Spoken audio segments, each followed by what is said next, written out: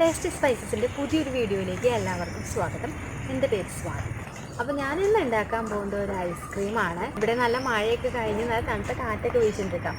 അപ്പോൾ ഈ തണുപ്പിൻ്റെ ഒപ്പം ഒന്നുകൂടി തണുപ്പ് കൂട്ടാൻ വേണ്ടിയിട്ട് ഞാനിന്ന് ഉണ്ടാക്കാൻ പോകുന്നത് ഒരു ഐസ്ക്രീമാണ്. മാങ്ങ വെച്ചിട്ടാണ് ഞാനിന്ന് ഉണ്ടാക്കാൻ പോകുന്നത്. അധികം സാധനങ്ങളൊന്നുമില്ല, 3 ഇൻഗ്രീഡിയൻസ് ആണ് മെയിനായിട്ട് ഇതിൽ ഉപയോഗിക്കേണ്ടത്.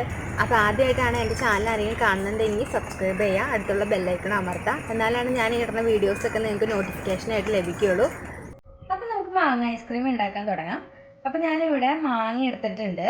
ഇത് ഞാൻ ഫ്രീസ് ചെയ്തെടുത്താണ്. ചെറിയ കഷ്ണങ്ങളാക്കി അരിഞ്ഞ് 2 മണിക്കൂർ ഫ്രീസ് ചെയ്തെടുത്തു. അപ്പോൾ നമ്മളിതിങ്ങനെ എടുത്തു കഴിഞ്ഞാൽ നമ്മുടെ ഐസിൻ്റെ രൂപത്തിലപ്പോൾ ഇത് ഇരിക്കണേ. നല്ല കട്ടിയായിട്ടാണ് ഇരിക്കണേ. അതുപോലെ ഫ്രീസ് ചെയ്തെടുക്കണം. കണ്ടോ, ഫ്രീസ് ചെയ്തെടുക്കണം.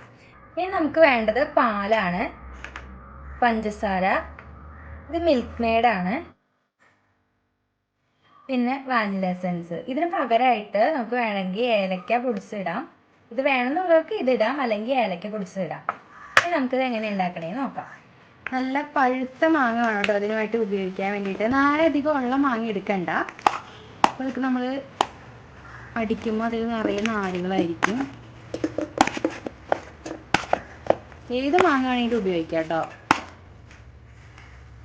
ഞാനിവിടെ 3 മാങ്ങയാണ് കേട്ടോ എടുത്തേക്കണേ. നമുക്കിതിലേക്ക് 1 കപ്പ് പാൽ ഒഴിച്ചു കൊടുക്കാം. 1 കപ്പ് പാൽ.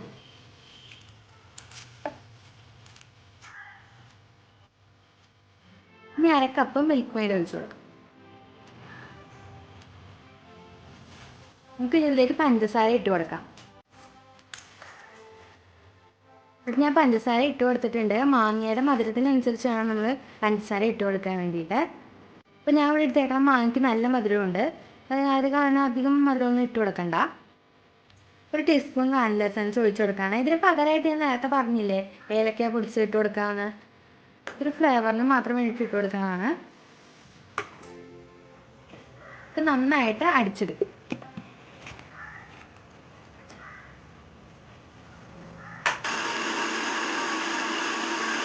നമുക്ക് തുറന്ന് നോക്കാം നന്നായിട്ട് അരഞ്ഞിട്ടുണ്ടോയെന്ന്.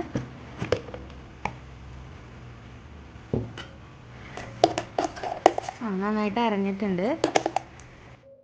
അപ്പോൾ ഈ മാങ്ങ അടിച്ചത് ഒഴിക്കാൻ വേണ്ടിയിട്ട് ഞാൻ ഇതുപോലത്തെ ഒരു നീളത്തിലുള്ള ഒരു പാത്രമാണ് എടുത്തേക്കണത്. അപ്പോൾ നമുക്കിത് ഫ്രീസ് ചെയ്ത് കഴിഞ്ഞ് കഴിയുമ്പോൾ സ്കൂപ്പ് ചെയ്തെടുക്കാൻ ഇതുപോലത്തെ പാത്രമായിരിക്കും നല്ലത്. അപ്പോൾ ഞാൻ ഈ പാത്രത്തിലേക്ക് നേരത്തെ അടിച്ചു വെച്ച മാങ്ങ ഒഴിച്ചു കൊടുക്കുകയാണ്. ഞാൻ ഈ അടിച്ചെടുത്ത മാങ്ങയിലേക്ക് ചെറിയ മാങ്ങ കഷ്ണങ്ങൾ ഇട്ടിട്ടുണ്ട് കേട്ടോ. നമ്മൾ ഇനി ഫ്രീസ് ചെയ്തെടുക്കുമ്പോൾ ഐസ്ക്രീം ആയി കഴിയുമ്പോൾ ഇടയ്ക്കിടയ്ക്ക് ഇങ്ങനെ കടിക്കാൻ കിട്ടും. അപ്പം അതിന് വേണ്ടിയിട്ട് ഞാൻ ചെറിയ കഷ്ണങ്ങളാക്കി അരിഞ്ഞ് മാങ്ങയിലേക്ക് ഇട്ടിട്ടുണ്ട്. അത് നിങ്ങളെ കാണിച്ചില്ല, ഞാൻ കാണിച്ചു തരാം. കണ്ടോ, ചെറിയ കഷ്ണങ്ങളാക്കി അരിഞ്ഞ് അതിൽ ഇട്ടിട്ടുണ്ട്. നല്ല കൂടുതൽ നേരം ഫ്രീസ് ചെയ്തെടുത്താൽ അത്രയും നല്ലത്. നമുക്ക് സ്കൂപ്പ് ചെയ്യുമ്പോൾ നല്ല കട്ടിക്ക് കിട്ടാൻ വേണ്ടിയിട്ട് കൂടുതൽ നേരം ഫ്രീസറിൽ നമുക്ക് വയ്ക്കാം. അപ്പോൾ ഞാൻ 2 മണിക്കൂറാണ് വയ്ക്കാൻ പോണത്. 2 മണിക്കൂർ കഴിയുമ്പോൾ കാണാം.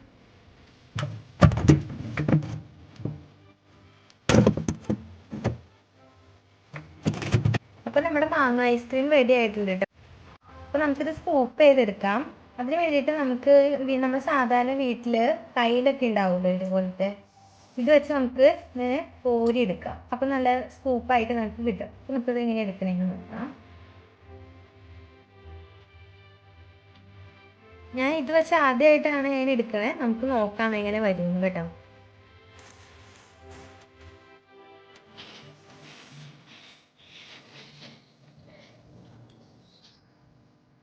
സ്കൂപ്പായിട്ട് വന്നിട്ടുണ്ട്.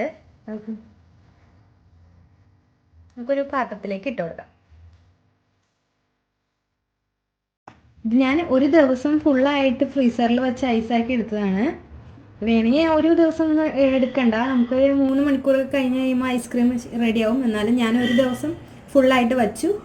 അപ്പോൾ നമുക്കിനി ഇതിൻ്റെ മുകളിലേക്ക് ഡെക്കറേറ്റ് ചെയ്യാൻ വേണ്ടിയിട്ട് ഞാനിവിടെ ഡയറി മിൽക്കാണ് എടുത്തേക്കണേ. ഡയറി മിൽക്ക് അലിയിപ്പിച്ചെടുത്തു. നമുക്കിനി ഇതിൻ്റെ മുകളിലേക്ക് ഒഴിച്ചു കൊടുക്കാം.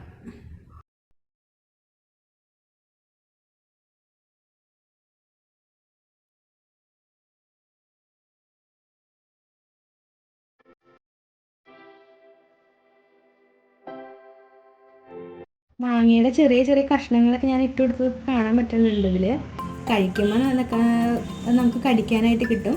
അപ്പോൾ നിങ്ങളുടെ വീട്ടിൽ മാങ്ങയൊക്കെ ഉണ്ടെങ്കിൽ ഇതുപോലെ ഒന്ന് ട്രൈ ചെയ്ത് നോക്കണം.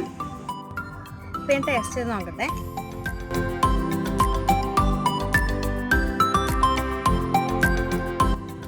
മധുരമൊക്കെ കറക്റ്റാണ്. നമ്മൾ മിൽക്ക് മെയ്ഡൊക്കെ ചേർത്താൽ അതിൻ്റെ ഒരു ടേസ്റ്റും കൂടി ഉണ്ട്. അപ്പോൾ നമ്മൾ കുറച്ച് സാധനങ്ങൾ വെച്ചിട്ടാണ് നമ്മൾ ഐസ്ക്രീം ഉണ്ടാക്കിയത്. അപ്പോൾ എല്ലാവരും ഇത് വീട്ടിൽ ഉണ്ടാക്കി നോക്കണം.